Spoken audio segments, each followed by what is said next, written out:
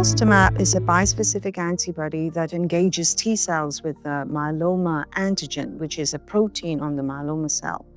So it is a relatively novel therapeutic target called FcRH5, and like other bispecifics, it engages a particular protein on the T cell called CD3.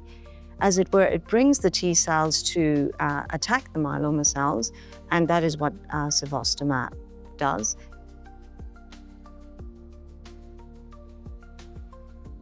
The CAMMA-3 trial is a trial which is exploring the use of the cevostamab in a subcutaneous route as opposed to what has previously been done before, which is an intravenous route, in the hope that if we can achieve comparable efficacy, that would be helpful in terms of resource utilization and increase the access of the drug to patients. The efficacy results are noting that this was applied to patients who are very heavily pre-treated, meaning that they have had many lines of therapy. The median number of lines of therapy was 5, showed an overall response of 38% and a VGPR or better rate of approximately 30%. However, in patients who have not previously been treated with BCMA targeting agents, and it is a notable characteristic of patients that even if they've had CAR-T bispecifics to BCMA or other targets, as well as antibody-drug conjugates, they are still allowed to go on the trial. In those patients who haven't been exposed to these BCMA agents, the response rate is higher at 52%, all of which were VGPR or better.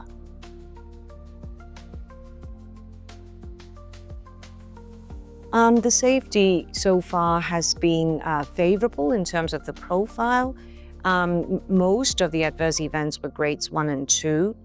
With respect to the cytokine release syndrome, they were all grades 1 and 2, and they were mainly occurring in the first week, which is the time when we use step-up dosing to the start of the second week. And there were very few events that occur after the second cycle, and those usually occur, the majority were due to patients receiving a repeat step-up dosing as a result of a small break or interruption. There were 2 cases of ICANS, but both are fully resolved with steroids and tocilizumab. The cytopenias were very much manageable, and one of the notable features is that the infection rate is lower, especially for severe infections, as compared with other bispecifics. The severe infection rate was only 15.5%, and the majority of them were grade 3. So overall, the adverse events that led to dose discontinuation were quite infrequent.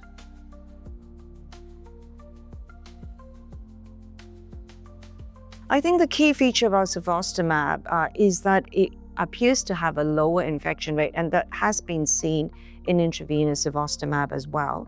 And that is particularly important because infection is one of the main issues in the use of bispecific and other T-cell engaging therapies.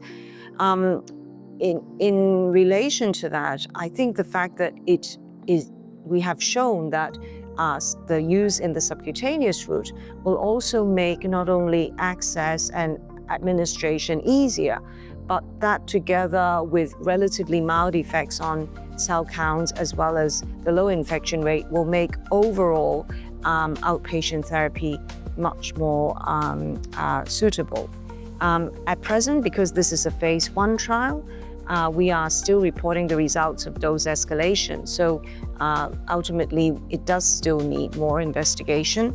But at this stage, we would consider it an appropriate drug to combine with other treatments because of the good safety profile as well.